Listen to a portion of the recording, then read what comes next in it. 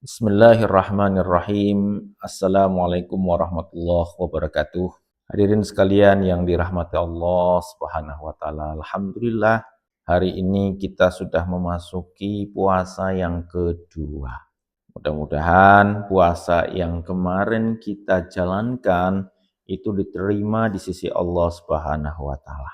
Dan kita senantiasa diberikan kekuatan oleh Allah untuk bisa melanjutkan puasa kita sampai dengan akhir insyaallah. Salawat serta salam tetap tercurah kepada junjungan kita Nabi besar Muhammad sallallahu alaihi wasallam, keluarga beliau, sahabat beliau, dan tentunya orang-orang yang istiqomah hingga yaumil akhir.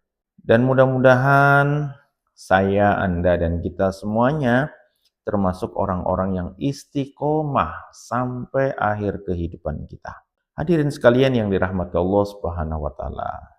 Kalau kita membaca kembali ayat tentang perintah puasa Ramadan, maka ujung daripada ayat itu adalah agar kita menjadi manusia yang bertakwa.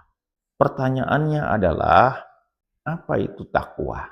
Allah Subhanahu wa taala menjelaskan tentang orang yang bertakwa itu di dalam Al-Qur'anul Karim, ayat surat Ali Imran ayat yang ke-133 dan juga 134.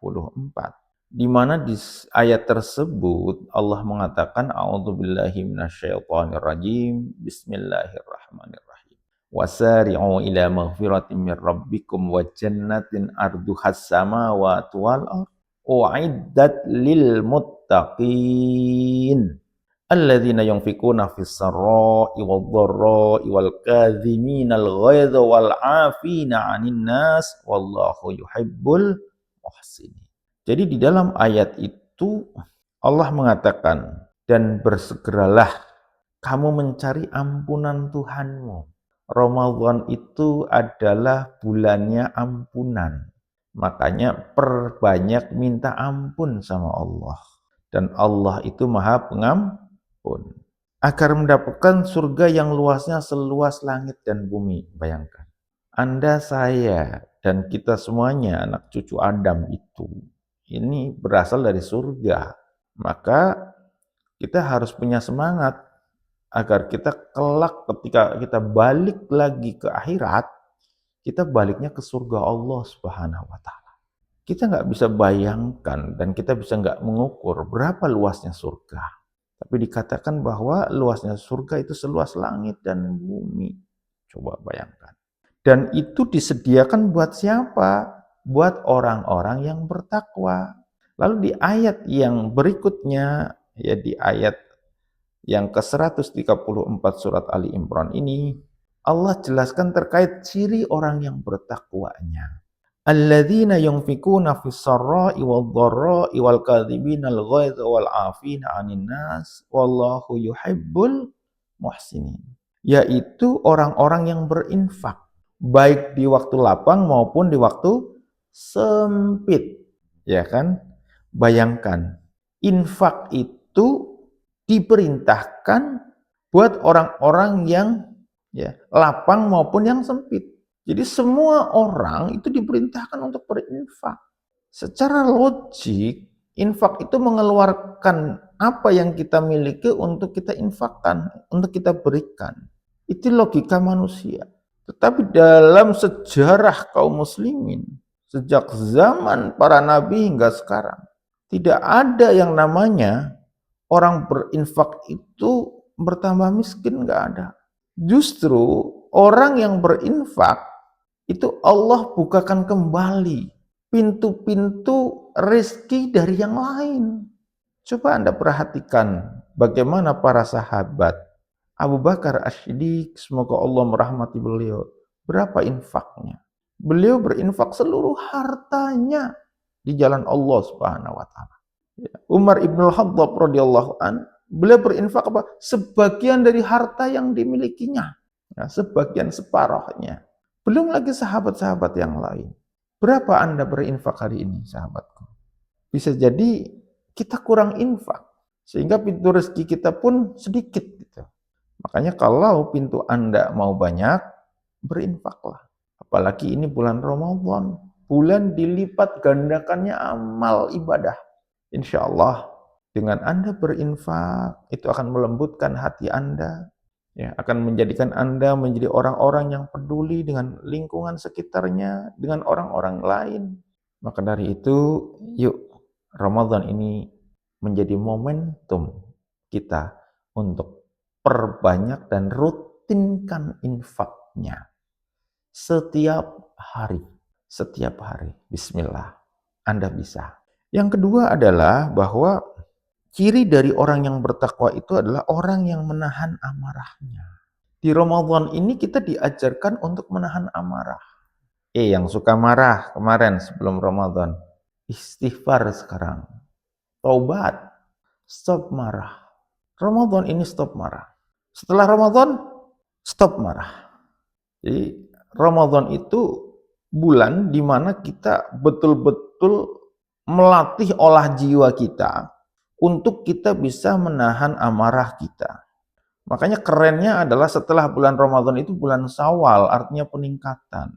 Seharusnya setelah bulan Syawal itu nanti kita udah nggak menjadi orang yang suka marah-marah lagi. Makanya kenapa kemudian ketika ada sahabat minta nasihat kepada Rasulullah SAW, apa jawaban Rasulullah? La taghdab, la taghdab, la taghdab walakal jannah. Janganlah kalian marah, janganlah kalian marah, janganlah kalian marah, bagimu surga. Bayangkan. Ya, jadi jaga diri Anda dari segala bentuk marah. Berikutnya adalah dan memaafkan kesalahan orang lain. Keren banget. Anda sudah memaafkan orang lain belum? Kalau belum, yuk maafkan orang lain. Allah saja Maha Pemaaf. Manusia justru sering ogah minta maaf dan ogah memaafkan orang. Itu manusia. Egonya selalu ditinggiin, merasa dirinya lebih dari yang lain. Hati-hati dengan itu semua. Karena itu sifatnya Fir'aun. Fir'aun itu merasa lebih tinggi dari segalanya. Bahkan mengaku dirinya Tuhan.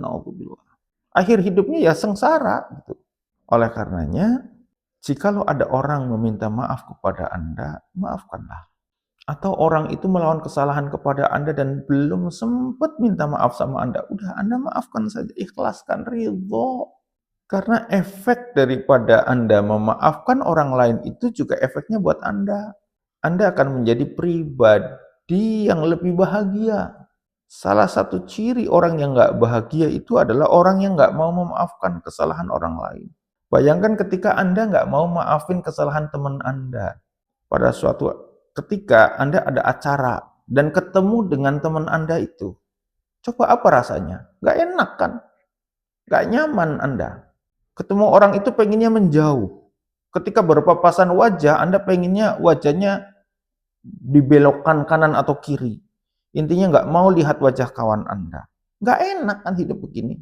Maka untuk bisa Anda hidup bahagia, itu maafkan saja siapapun mereka. Insya Allah ketika Anda memaafkan orang lain, Anda akan bahagia, Anda dapat pahalanya, Anda menjadi lebih nyaman hidupnya, lebih tenang batinnya. Dan ingat, di ayat ini Allah mengatakan, Wallahu yuhibbul muhsinin. Dan Allah mencintai orang yang berbuat kebaikan. Allah mencintai. Apa makna cinta? Apa itu cinta? Kalau Allah sudah cinta kepada hambanya, apa sih yang Anda mau dari Allah? Allah akan kasih. Maka kunci hidup kita ini bagaimana agar Allah selalu cinta kepada kita. Maka agar Allah cinta kepada kita, kita harus terus berjuang untuk memantaskan diri kita agar Allah cinta kepada kita. Coba Anda tanya pada diri Anda sendiri. Menurut Anda, apakah Anda layak untuk dicintai oleh Allah? Apakah Anda pantas untuk dicintai oleh Allah? Jika Anda saja merasa nggak layak dan nggak pantas, bagaimana Allah mau mencintai Anda? Maka untuk bisa Anda dicintai oleh Allah, Anda harus berjuang untuk memantaskan diri Anda agar Anda dicintai oleh Allah. Gimana caranya? Ya taat sama Allah. taat sama Allah.